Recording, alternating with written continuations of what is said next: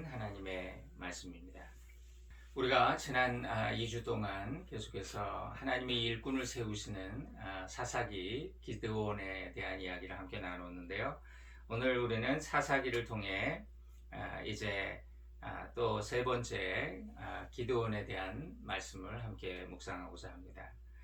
이 사사기에 반복되어져 나오는 구절이요. 그때 이스라엘에 왕이 없었으므로 백성이 저마다 자기 소견에 옳은 대로 행하니라, 그런 말씀이었지요. 이 말씀은 단순히 그들에게 왕이 없었다는 그런 그것이 문제가 아니라는 뜻이에요. 그러면 이스라엘 왕정시대, 왕이 있었던 왕정시대는 문제가 없어야 정상이겠지요. 근데 여러분 한번 보십시오. 택한 백성에게 왕은 하나님이세요. 그러니까 그때 이스라엘에 왕이 없었다, 이 말은 무슨 뜻이냐면 이스라엘의 왕은 하나님이시다, 그런 뜻이에요. 그때의 왕이 없었으므로, 이 말은 그 사람들이 하나님이 왕이심에도 불구하고 하나님을 왕으로 모시지 않았다. 그때가 바로 사사기 시대다, 그런 뜻이죠. 자, 그랬을 때 인간은 악해지고 불행해졌어요. 만일 신이 존재하지 않는다면 모든 것이 허용될 것이다, 그런 말이 있습니다. 까라마주 부형제들, 거기 둘째 아들 이반이 무신론자입니다. 이런 말을 했어요. 신이 존재하지 않으면 모든 것이 허용된다. 하나님이 기준이 되니까 이 세상이 돌아간다는 거죠. 이 사사기의 교훈은요, 우리 그리스도인들 하나님이 왕 되게 하는, 하나님이 왕 되시게 하는 그런 삶을 살아야 된다. 그것이 사사기의 교훈입니다. 오늘날 우리 신앙의 문제도 동일합니다. 내 삶에 참된 왕이 없다는 것, 그게 제일 큰 문제예요. 자, 내 삶의 진짜 왕이 누구입니까? 인생의 주인이 내가 되고 교회의 주인이 사람이 되어버린 이 시대. 그래서 문제인 거죠.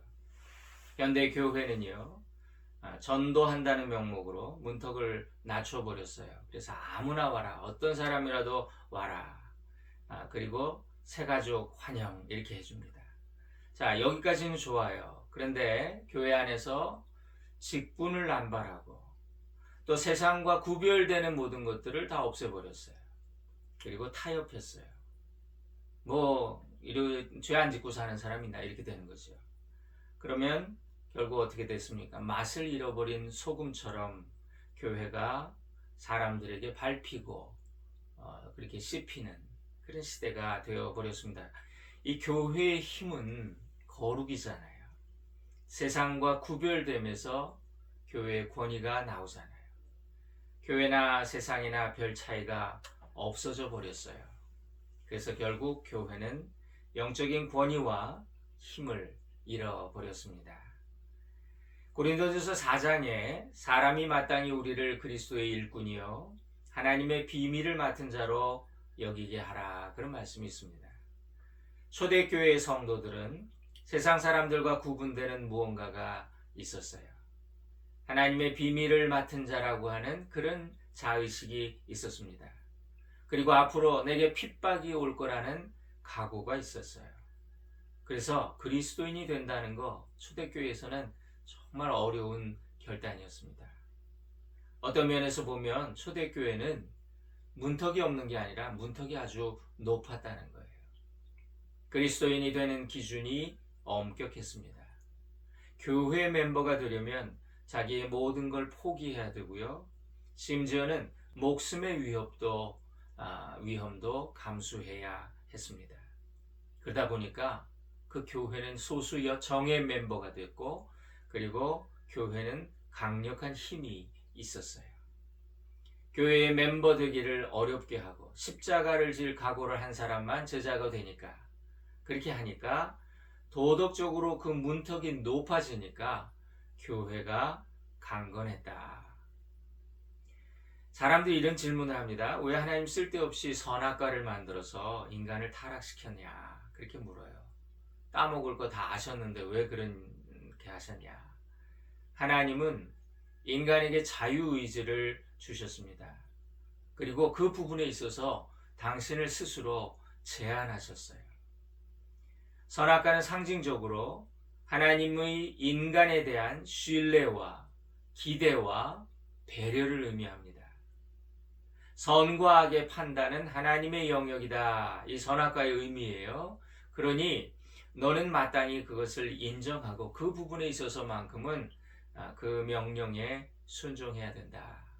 그리고 나머지는 네 마음대로 해도 된다. 그런 뜻이죠. 그런데 아담이 인간이라는 뜻이잖아요. 아담은 명령을 어기고 선악과를 따먹습니다. 왜 그 부분은 허용하지 않으신 거지 하면서 그걸 서운해했던 거겠죠. 이게 무슨 말입니까? 이것은 우리의 이야기입니다. 사람들은 신의 영역에 속한 그 선과 악을 구분하는 기준을 그건 하나님 거잖아요. 근데 그거를 자기가 사유화했다. 그래서 그 다음부터는 선악의 기준이 내가 돼버렸어요. 내가 좋으면 선이고 내가 싫으면 악이라는 거죠. 그래서 인류는 신락원, 낙원을 잃어버렸다. 그것이 창세기의 메시지입니다. 종교라고 하는 것은요, 본질적으로 규범적이죠. 또 어떤 보수적인 특징이 있습니다. 위로부터 내려온 명령으로 시작됐기 때문이에요. 신, 절대자, 이런 분이 우리에게 명하시는 것을 따르는 것이 종교잖아요. 높은 가르침이라고도 하죠.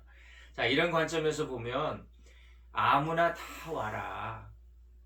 진정한 회개가 없어도 구원받을 수 있다. 이렇게 말한다면 이건 옳지 않겠지요. 아유, 부를 호칭이 마땅치 않으니까 집사라고 부릅시다. 이런다거나, 아유, 저 사람 헌금 많이 하는데 장로 줍시다. 이렇게 말하는 거.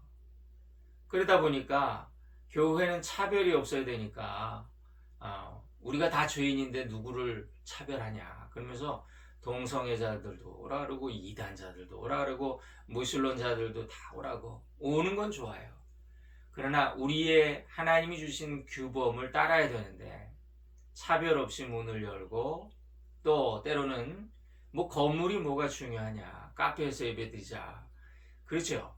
말은 맞아요.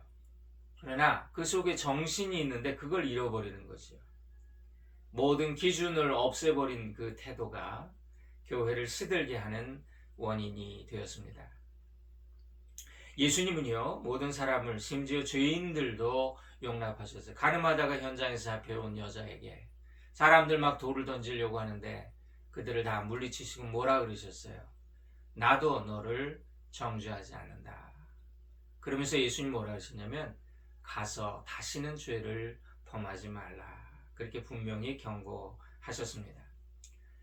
문화적으로 인권적인 측면에서 또 시류에 적응하기 위해서 이제 교회도 세상 기준을 지켜야지. 그러면서 세상에 맞추고 교회가 따라간다면 규범, 하나님이 주신 그 법이 설 자리가 어디겠어요? 동성애 문제도 한번 보십시오. 인간이 성적 정체성과 취향에 의해 차별받을 수 없다 이렇게 되어 있습니다. 동성애 권리를 주장하는 것은 여긴 맹점이 있어요. 그러니까 인간의 정체성과 취향이 인간적인 판단이라는 거죠. 하나님이 나를 남자나 여자로 태어나게 하신 게 아니라 그거는 내가 선택한다는 거.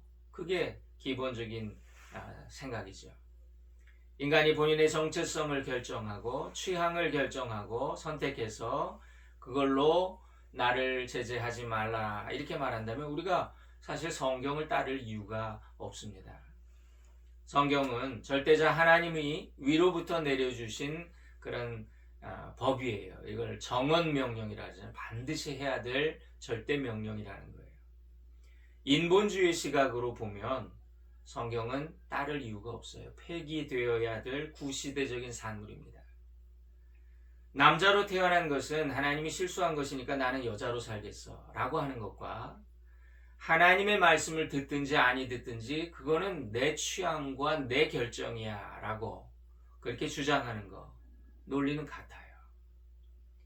동성애 논란은 처음에 성적인 소수자들의 인권을 보호하는 차원에서 시작이 되었습니다. 그런데 이제는 그 운동이 너무 나가서 동성애자들의 권리를 적극적으로 주장하는 단계까지 와버렸어요. 여러분, 위에서부터 내려진 그런 법이 없다면, 초월적인 계시가 없다면 인간은 방자해진다라는 말씀이 있어요. 잠언서 29장에. 예. 여러분, 죄인을 차별하지는 않지만 죄가 무엇인지를 알려주고 또 그것에서 벗어나도록 경고하는 것이 기독교 신앙입니다. 기독교 신앙은 하나님의 명령으로부터 시작됐어요. 기독교는 인간이 불완전한 피조물이라고 하는 명제에서 시작이 됩니다. 인간이 생각하고 판단하는 것이 온전하지 않다는 것을 인정하면서 시작된다는 거예요. 그래서 언제나 시대의 흐름을 역행해 왔습니다. 인간의 근원적 죄성을 인정하지 않는 그 시대 사조, 인간에 대한 지나친 낙관주의, 무모하고 위험하다는 거, 이걸 역사가 이미 증명해 주었습니다. 신학은 항상 보수주의와 자유주의 사이에서 시계추처럼 왔다 갔다를 반복하면서 균형을 잡아왔어요. 신학 공부를 해도요, 그 역사를 봐도 해 아래 새로운 것은 하나도 없습니다. 보수주의, 규범주의 이런 게 이제 심해지면요, 인간의 자유와 책임을 무시하게 돼요. 그래서 교회가 말이죠, 중세의 교회처럼 그렇게 성을 쌓고 그 안에서 무소불위의 권력을 휘두르게 된 거예요. 그러다 보니까 자유주의 반동이 일어납니다. 그래서 형식화된 규범주의를 타파해요. 그러다 모든 이제 다 때려 부시는 거예요. 그러다 보니까 또 인간에 대한 무한 긍정, 자유주의가 득세를 하면서 인간을 하나님의 자리에 두게 됩니다.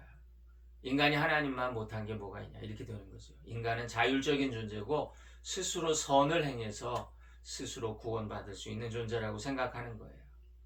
그러다 보면 꼭 인간의 죄성이 드러나는 큰 사건이 터집니다. 대표적인 것이 전쟁이에요. 그러면 그 이후에 신학이 다시 보수화됩니다. 자, 오늘 서론이 좀 길었는데요. 교회는 누구나 올 수 있도록 열려 있지만 구원은 아무나 받지 못한다는 사실을 강조하기 위해서였습니다. 누구나 하나님 앞에 쓰임 받을 수 있습니다. 가룟 유다도 주님의 선택을 받았지요. 하나님께 쓰임을 받았어요. 그러나 그는 마귀의 유혹에 넘어갔습니다. 악한 역할로 쓰임을 받아요. 그리고 결국에는 버림을 받게 되지요. 우리에게 중요한 것은 끝까지 선하게 쓰임을 받고 궁극적으로는 하나님의 나라에 들어가는 영혼 구원이 우리 신앙의 최대 목표다. 잊지 마시기 바랍니다.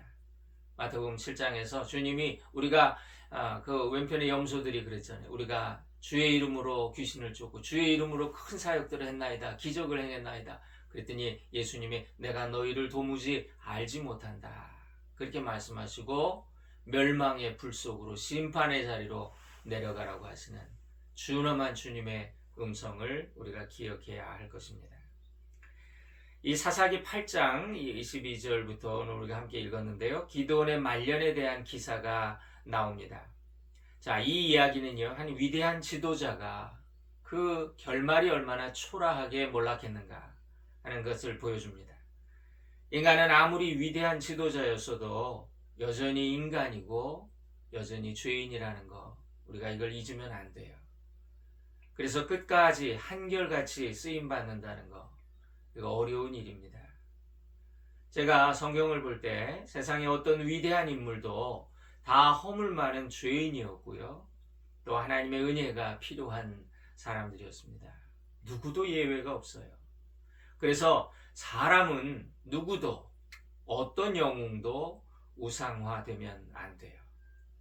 성경에서 가장 위대한 인물이라고 평가받던 다윗이지요. 그도 훌륭했어요. 그러나 그가 구세주는 아니라는 사실, 이거 잊지 말아야 합니다. 결국 우리의 구원자, 인생의 왕이 되시는 분은 예수 그리스도 뿐이시다. 이런 메시지예요. 예전에는 기드온을, 저희도 어렸을 때 기드온을 어떻게 배웠냐면요, 위대한 구국의 영웅으로 그렇게 생각했어요. 그렇게 미화해서 배웠어요. 근데 최근 신학계에서 이 기드온을 새롭게 평가합니다. 그는 실패한 사사였다. 타락한 사사였다. 그렇게 평가를 해요. 왜냐하면 그는 큰 일을 하기는 했지만 끝이 좋지 못했고 그의 통치 이후에 그 열매가 좋지 못했기 때문이에요. 기드온의 말년을 함께 살펴보십시다. 하나님의 콜링을 처음에 받았지요. 그리고 기적까지 큰 일을 이루고 큰 용사여 그러시면서 300명을 데리고 정말 무수히 많은 미디안의 군대를 격파했어요. 겸손했던 그 사람. 나는 므낫세 지파의 가장 작은 가문의 막내입니다. 나는 아닙니다. 겸손했던 그에게 하나님이 은혜를 베풀어 주셨습니다. 그는 300명의 용사를 이끌고 미디안과의 전쟁에서 대승을 거두고 영웅이 됐어요. 사람들이 그에게 찾아와서 우리의 왕이 되어달라고 그렇게 요청합니다. 그때 기드온이 이렇게 대답해요. 내가 너희를 다스리지 아니하겠고 나의 아들도 아니고 하나님이 너희를 다스리실 것이다. 정말 멋진 말이에요. 얼마나 대단한 신앙 고백처럼 들립니까?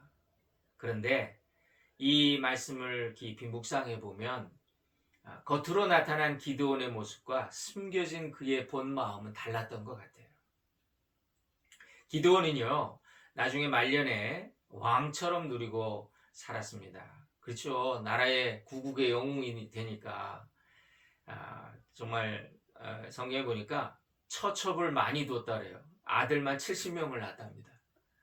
여러분 거의 왕가의 수준이죠. 왕하고 왕의 집안 수준을 능가합니다. 그런데 이 내막을 살펴보면요, 그는 이스라엘의 전 지파의 지지를 받지 못했기 때문에 당시로선 왕이 될 수 없는 그런 상황이었어요. 그래서 그런 왕이 되는 것을 그 상황을 알고 나는 왕감이 아니고 하나님이 당신들을 다스리실 것이요 이렇게 거절은 했어요. 정중히 거절했지만 내심으로는 이루지 못한 그 꿈에 대한 그 야심에 대한 안타까움이 있었습니다. 이걸 어떻게 알 수 있느냐? 그의 아들 중에 하나가 첩을 통해서 낳은 그 중에도 그렇게 또 첩을 하나 두고요. 그리고 아들을 낳았는데 그 아들의 이름을 아비멜렉이라 이렇게 지었어요. 아비멜렉이라는 것은 내 아버지는 왕이다. 그런 아부멜렉 이런 뜻이에요. 내 아버지는 왕이다. 그러니까 자기 아들 이름을 뭐라고 지은 거예요? 왕자라고 지은 거예요. 왕자. 그러면서 얼마나 우리 왕자 그러면서 키웠겠죠. 제가 만났던 분 중에 어떤 여자분 이름 중에 공주라는 이름이 있었어요. 그러니까 남자 이름 왕자는 아직 제가 못 봤는데 공주 이분이 어렸을 때 어떻게 컸을까 가만 생각해 보니까 아유 우리 공주 그랬겠죠. 그죠? 그러니까 아비멜렉도 크면서 이 기드온이 뭐라 그랬겠어요? 어이 우리 왕자 네 아버지는 왕이다. 아비멜렉 이렇게 이름을 지으면서 그렇게 부르면서 그 아들을 키웠겠지요. 귀한 아들일수록 고생시키며 험하게 키우라는 말이 있는데요. 왕이 되지 못한 기드온은 자신의 이루지 못한 욕망을 아들에게 투사했어요. 그리고 왕자라고 이름을 짓고 왕의 아들처럼 키웁니다. 그랬더니 나중에 그 아들이 얼마나 못된 짓을 하는지 우리 다음 주에 한번 또 마지막으로 기드온의 이야기를 나눌 겁니다. 그는 자기가 왕이 되기 위해 자기 형제 배달한 형제 70명이라고 그랬죠. 다 죽입니다. 형제 간의 학살이 벌어져요. 기드온은 자신을 왕으로 추대하는 것을 거부했어요. 겸손해 보이고 정중해 보이지만 그 마음에는 아쉬움이 있어서 이대로 물러나고 사라지는 것이 아쉬워서 그래서 이 사사기 8장 24절에 보니까 기드온이 그들에게 이르되 내가 너희에게 하나만 부탁이 있다. 너희는 각기 탈취한 귀고리 그때 우리 미디안 전쟁에서 얻어왔던 전리품 중에 그 금으로 만든 것들이 있지 않느냐. 그거를 그러면 나한테 줘라. 자발적으로 기부해라. 기념사업을 하자. 그리고 백성이 즐거이 드린 그 돈으로 금 에봇을 만들었다. 그리고 그것을 자기의 성읍인 오브라에 두었더니 온 이스라엘이 그것을 음란하게 위함으로 그것이 기드온과 그 집에 올무가 되니라. 이런 말씀이 있어요. 에봇이라고 하는 거는요, 예식을 집행할 때 제사장이 입는 가운입니다. 옷이에요. 일종의 긴 원피스 같은 그런 가운인데, 가슴에는 하나님의 뜻을 알아보는 우림과 둠밈이라고 하는 보석 돌이 들어가는 주머니들이 있습니다. 그래서 이 에봇은요, 구약시대의 가장 상징적인 종교적인 장치 중에 하나예요. 그래서 에봇은 하나님의 임재를 나타내고, 그걸 가지고 그 보석 돌을 가지고 이렇게 주사위 던지듯이 그렇게 던져서 하나님의 뜻을 묻기도 했습니다. 다윗도 이제 그런 에봇을 가져와라. 그래서 하나님의 뜻을 물어보는 그런 장면이 있죠. 자, 그때에 기드온의 요청대로 황금 에봇을 만들었어요. 백성이 그것을 음란하게 위했다. 그렇게 되어 있습니다. 이건 뭐냐면요. 뭐 음란하게 위했다. 이건 뭐냐면 섬기는 거예요. 하나님을 섬길 때, 하나님 대신에 우상을 섬길 때 음란하게 섬겼다 그랬잖아요. 그러니까 그 에봇이 우상이 된 것입니다.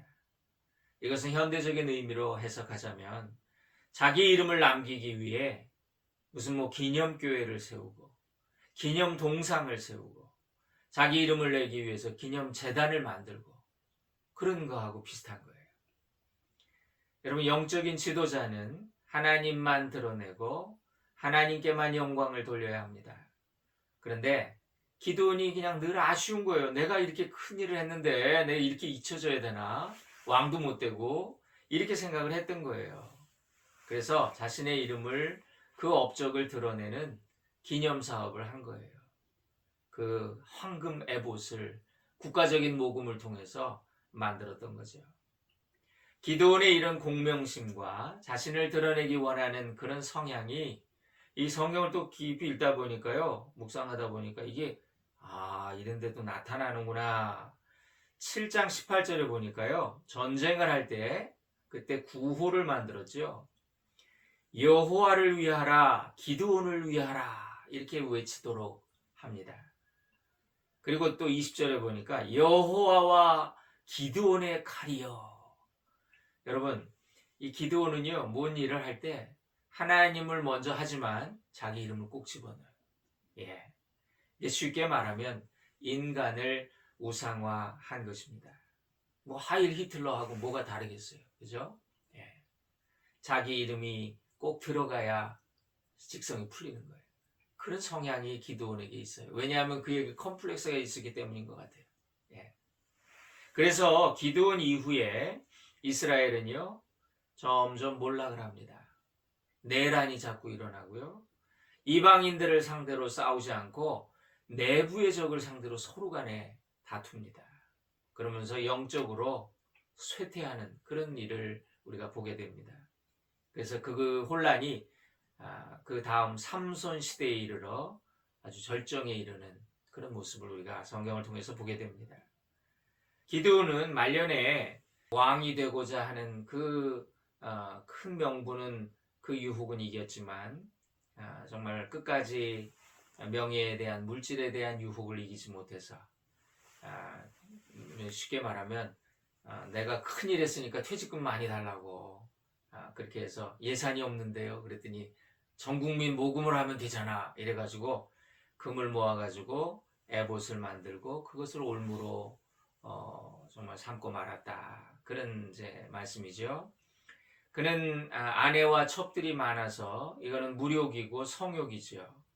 자식이 70명이나 되었지만 이것이 또 문제가 돼서 그가 죽고 나서 그의 신앙도 권력도 자손들에게 이어지지 않았습니다.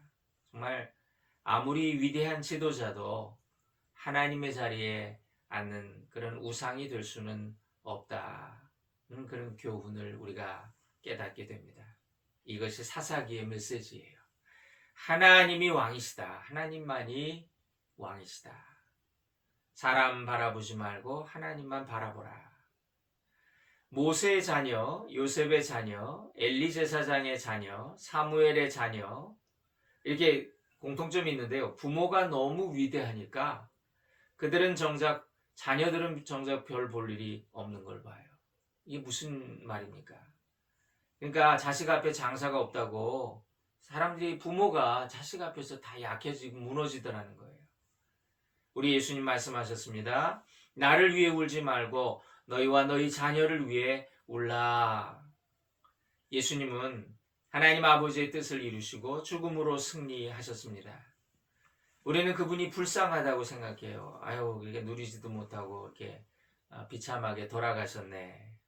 그러나 정작 불쌍한 것은 우리의 인생이라는 거예요.